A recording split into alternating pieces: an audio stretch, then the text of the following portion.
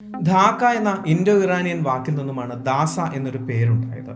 ധാക്ക എന്ന വാക്കിന്റെ അർത്ഥം നാഗന്മാരുടെ രാജാവ് എന്നാണ്. ആര്യന്മാർക്ക് മനസ്സിലാക്കാൻ സാധിക്കാത്ത അവരുടെ ഭാഷയെ ദമിള എന്നാണ് പറഞ്ഞിരുന്നത്.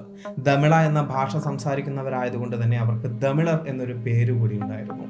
ആര്യന്മാരുടെ വരവിനും മുമ്പേ തന്നെ ഇന്ത്യയിലെ പല ഭാഗങ്ങളിലും ഈ ഒരു ഭാഷ ഉണ്ടായിരുന്നതായി അംബേദ്കറും ശരിവെക്കുന്നുണ്ട്. ഇവർ ആഹാരം തേടിയും കന്നുകാലികളെ മേച്ചും മലബാറിലേക്കും തമിഴ്നാട്ടിലേക്കും എത്തിച്ചേരുകയായിരുന്നു. BC 1000 ശേഷം അവരിൽ ഒരു വലിയ വിഭാഗം ആളുകളും ലിംഗാരാധനയെ മാറ്റി നിർത്തി അവരുടെ തന്നെ ഗോത്രദൈവമായ മായനെ ആരാധിച്ചു തുടങ്ങി.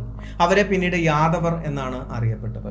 അവർ ആരാധിക്കുന്ന മായനെ വിശദീകരിക്കുന്നതിലൂടെ, മായനെ വർണ്ണിക്കുന്നതിലൂടെ നമുക്ക് മനസ്സിലാക്കാൻ സാധിക്കുന്നത് അത് ഇന്നത്തെ നമ്മുടെ ദൈവമായ കൃഷ്ണനാണ് എന്നാണ്. BC 1000 യാദവന്മാരും നാഗന്മാരും ദക്ഷിണേന്ത്യയിൽ വന്നുകൂടുകയും ഇടപെടുകയും ചെയ്തു. ഏതാണ്ട് AD 7-ാം നൂറ്റാണ്ട് വരെ ഈ ഒരു കൂടിച്ചേരൽ തുടർന്നിരുന്നതായാണ് പറയപ്പെടുന്നത്. BC 6-ാം നൂറ്റാണ്ടിൽ മഗധയിൽ നിന്നും പലായനം ചെയ്ത ഒരു കൂട്ടം നാഗന്മാർ സിലോണിൽ കുടിയേറി പാർക്കുകയും അവർ പിന്നീട് ദക്ഷിണേന്ത്യയിലേക്ക് ബന്ധപ്പെടുകയും ചെയ്തിരുന്നു. അങ്ങനെ വന്നവരെയാണ് നായന്മാർ എന്ന് വിളിച്ചിരുന്നത് എന്ന് പറയപ്പെടുന്നു. അന്ന് ആന്ധ്ര ഭാഗത്ത് ജീവിച്ചിരുന്ന നാഗന്മാരെ ചോള രാജാക്കന്മാർ പരാജയപ്പെടുത്തിയോടുകൂടി അവരവിടെ നിന്നും പലായനം ചെയ്ത് തെക്കൻ ഭാഗത്തേക്ക് വരികയായിരുന്നു. അവരെ ത്രിയർ എന്നാണ് വിളിച്ചിരുന്നത്.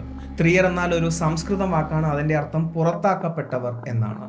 മലബാർ ഭാഗത്ത് അവരെ തീയരെന്നും പിന്നീട് തെക്കു ഭാഗത്തേക്ക് അവരെ ഈഴവരെന്നും വിളിക്കപ്പെട്ടു. ചുരുക്കി പറഞ്ഞാൽ ആദ്യമായി കേരളത്തിലേക്ക് എത്തിയ നാഗന്മാരെ നായരെന്നും പിന്നീട് മറ്റു വിഭാഗങ്ങളിൽ നിന്നും പുറത്താക്കപ്പെട്ട് കേരളത്തിലേക്ക് എത്തിയവരെ ത്രിയർ അഥവാ തീയർ അഥവാ ഈഴവർ എന്നും വിളിക്കപ്പെട്ടു.